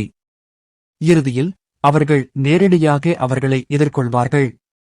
சகன் இதை நினைத்து சிரித்தார். நாம் போய் வெற்றி பெற்று சீக்கிரம் திரும்பி வரலாமு. இன்று அவர் உயரே பறக்கும் நாளாக இருப்பதாக கூறினார். நிலவரை வெற்றியில் ஒருவர் தோல்வியடைவார், மற்றவர் வெற்றி பெறுவார். சகன்தான் வெற்றி பெறுவார் என்று நம்பிக்கையுடன் இருந்தார். நிலவரையின் கதவு திறந்தது. எல்லோரும் விழிப்புடனும் கவனமாகவும் இருங்கள். சகன் தனது குழு உறுப்பினர்களை பின்னால் இருந்து வற்புறுத்தினார். இன்குபஸின் திறன்கள் எவ்வாறு செயல்படவில்லை என்றாலும் உடல் ரீதியான தீங்கு தவிர்க்க முடியாதது. அவர் தனது குழு உறுப்பினர்களை எச்சரித்தார். எல்லோரும் கவனமாக இருங்கள். எதிரி நிச்சயமாக உங்களை நேருக்கு நேர் தாக்குவார். இன்குபஸ் நிலவரையின் உள்ளே அது மிகவும் அமைதியாக இருந்தது. நிலவரை சுவர்கள் அழகிய பளிங்கு கற்களால் ஆனவை, மேலே சிக்கலான வடிவங்கள் பொறிக்கப்பட்டிருந்தன. இது ஒரு வெளிர் மற்றும் இருண்ட சூழ்நிலையை உருவாக்கியது. அனைவரும் எச்சரிக்கையுடன் முன்னேறி பாதுகாப்பில் இருந்தனர். அணித்தலைவரே, எனக்கு ஒரு சத்தம் கேட்கிறது. சகன் விரைவாக தனது உதடுகளில் ஒரு விரலை வைத்தார். கூர்ந்து கேட்டுக் கொண்டிருந்த அவர்கள் தூரத்திலிருந்து சிரிப்பு சத்தம் வருவதைக் கேட்டனர். அது என்ன? சிரிப்பைத் தவிர வேறு எதுவும் இல்லை. அந்த சிரிப்பு ஒரு பிசாசின் கிசுகிசுப்பைப் போல ஒலித்து அவர்களை தூண்டியது. கடைசியில் என்ன இருந்தது? நம்பிக்கையா? ஒருவேளை நம்பிக்கைக்கு பதிலாக இருளும் ஆபத்தும் இருக்கலாம். இருப்பினும் அவர்கள் முன்னேற வேண்டும் என்ற உணர்வு அவர்களுக்கு இருந்தது. இந்த அறியப்படாத பாதை எங்கு கொண்டு செல்லும் என்று அவர்களுக்கு தெரியவில்லை, ஆனால் ஏதோ காரணத்தால் அது அவர்களை உற்சாகப்படுத்தியது. அவர்கள் பிசாசின் கிசுகிசுப்பை மெதுவாக பின்பற்றினர். இன்குபஸ் நிலவரையின் மையத்தில் ஏடிசா ஒரு அற்புதமான சிம்மாசனத்தில் அமர்ந்தாள். அவள் எதையோ குடித்துக் கொண்டிருந்தாள். விரைவில் தன் பாராட்டை வெளிப்படுத்தினாள். இந்த குளிர்பானத்தின் உணர்வு, இது மிகவும் நன்றாக இருக்கிறது, இல்லையா? அதன் பெயர் என்ன? ஏடிசா ஒரு காலை கிளாஸை பிடித்துக் கொண்டு கேட்டாள். ஒரு தட்டில் வைத்திருந்து ஒரு இன்குபஸ் அவளுடைய கேள்விக்கு பதிலளித்தது. நிலவரை மாஸ்டரும் இன்குபஸின் தலைவருமான அஸ்மோ பேசினார். ஆமாம் ஏடிசா, இது கோலான்னு பேரு. போன தடவை இங்க வந்த வேட்டைக்காரனிடமிருந்து நாங்க வாங்கின பானம் இது. கோலா. பூமி உண்மையிலேயே ஒரு நல்ல இடம். எனக்கு அது பிடிக்கும். அடுத்த முறை இந்த இடத்தையும் கைப்பற்ற மாஸ்டரிடம் பரிந்துரைப்பேன். ஆஸ்மோ வைத்திருந்த தட்டில் ஏடிசா காலை கிளாஸை வைத்தாள். பின்னர் அவள் ஒரு புதிய பானத்தை எடுத்தாள். ஆஹா, உண்மையிலேயே அசாதாரணமானது. நீங்கள் முதலில் தோன்றிய போது நீங்கள் ஒரு அற்புதமான இருப்பு என்று நான் நினைத்தேன், ஆனால் உரிமையாளராக நீங்கள் இன்னும் குறிப்பிடத்தக்கவர். ஆஸ்மோ தூய பாராட்டுடன் கூச்சலிட்டார். ஏடிசா முதலில் வந்தபோது அவள் ஒரு அசாதாரண உயிரினம் என்று அவர்கள் நம்பினர். இருப்பினும் அவள் ஒரு மேலாளர் என்பதை கேள்விப்பட்ட பிறகு அவர்கள் ஆச்சரியப்பட்டார்கள். அவள் எவ்வளவு சக்தி வாய்ந்தவள்! நீங்கள் ஏடிசாவின் வார்த்தைகளை கேட்டிருந்தால் மற்ற பரிமாணங்களைச் சேர்ந்த நாடுகள் ஏற்கனவே அவளுடைய தலைமையின் கீழ் இருந்தன என்பது தெளிவாகத் தெரிந்தது. உலகம் உண்மையிலேயே மிகப்பெரியது. அவர்களுக்கு முன்னால் இருந்த சக்குபஸ் வேறு பரிமாணத்தைச் சேர்ந்தவராக இல்லாவிட்டால் அவர்கள் ஒரு கூட்டணியை உருவாக்கியிருக்கலாம். ஆஸ்மோ ஆழ்ந்த வருத்தத்தை உணர்ந்தார். சரி, எங்களுக்கு இப்படி உதவி செய்வது ஏற்கனவே போதும். இந்த எண்ணங்களுடன் ஆஸ்மோ ஏடிசாவின் தட்டை விடாமுயற்சியுடன் பிடித்தான். ஓ, விருந்தினர்கள் இறுதியாக வந்துவிட்டார்களா? கோலாவை ஒரு சிக் குடித்துவிட்டு வாயைத் திறந்து ஏடிசா கேட்டாள். ஏடிசா பேசி முடித்ததும் வேட்டைக்காரர்கள் தாழ்வாரத்திலிருந்து மெதுவாக நெருங்கத் தொடங்கினர். திடீரென்று அவர்களைப் பார்த்ததும் ஆஸ்மோ ஆச்சரியப்பட்டார். வேட்டைக்காரர்கள் ஏற்கனவே மாயத் தோற்றத்தில் விழுந்துவிட்டார்கள். ஒரு சாதாரண சக்குபஸுக்கு இது போன்ற சூழ்நிலை சாத்தியமில்லை. நான் எவ்வளவு அதிகமாக பார்க்கிறேனோ அவ்வளவு அதிகமாக அவள் நம்ப முடியாதவாக இருக்கிறாளோ. ஏடிசா தனது வசீகரத்தை பயன்படுத்தி தூரத்தில் இருந்த அனைத்து வேட்டைக்காரர்களையும் தூண்டிவிட்டாள். அவர்கள் ஏற்கனவே அவளுக்கு முற்றிலும் அடிபணிந்திருந்தனர். மேலும் எடிசாவின் சைகையின் பேரில் அவர்கள் தங்கள் உபகரணங்களையும் ஆடைகளையும் தரையில் போடத் தொடங்கினர். இன்குபஸ் இங்கே பாலினத்தால் பாகுபாடு காட்டுவதில்லை, இல்லையா? ஆஸ்மு தலையசைத்தார். ஏடிசாவின் வார்த்தைகள் உண்மை. இன்குபஸ் முதலில் பெண்களை குறிவைத்தது, ஆனால் வேட்டைக்காரர்களுக்கு ஒரு தீய பக்கம் இருந்தது. இப்போது அவர்களை பார்த்தால் எல்லா வேட்டைக்காரர்களும் ஆண்களா, இல்லையா? ஏனென்றால் இன்குபஸின் திறன்கள் ஆண்களை பாதிக்கவில்லை. எனவே அவர்கள் உயிர் வாழ்வதை உறுதி செய்வதற்காக வேண்டுமென்றே தங்கள் பாலினத்தை பொருத்தினர். அருமையான எடிசாவுக்கு நன்றி. எல்லாம் சுமூகமாக நடந்தது. வேட்டைக்காரர்கள் ஏற்கனவே நிர்வாணமாக இருந்தனர்.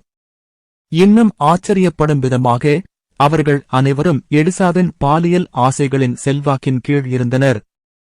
நீங்க ரொம்ப அன்பானவங்க, இதெல்லாம் மாஸ்டர் கிட்ட சொல்லணும். வேட்டைக்காரர்கள் தூக்கி எறிந்த உபகரணங்களை சுட்டிக்காட்டி ஏடிசா சொன்னாள்.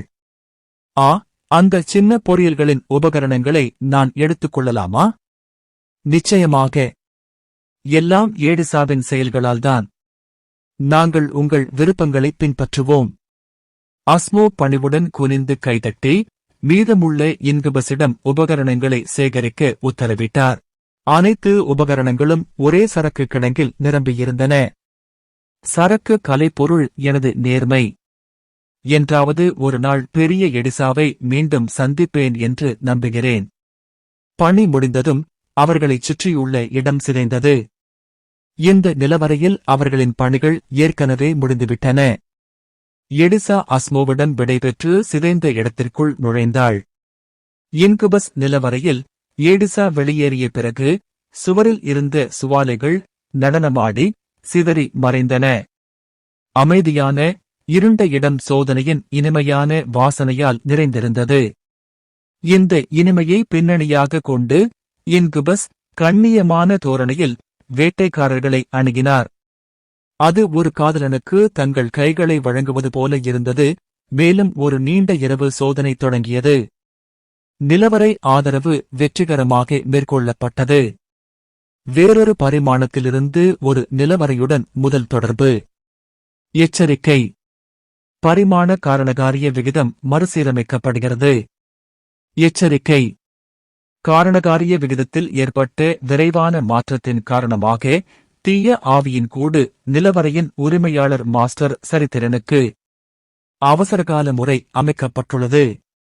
தெளிவான கனவுகள் தற்காலிகமாக செயல்படுத்தப்படுகின்றன. சகனுக்கு அடுத்து என்ன நடக்கப் போகிறது மற்றும் சாதனா நிலவரையை வெற்றி பெறுவாரா என்பதை அடுத்த எபிசோடு பார்க்கலாம்.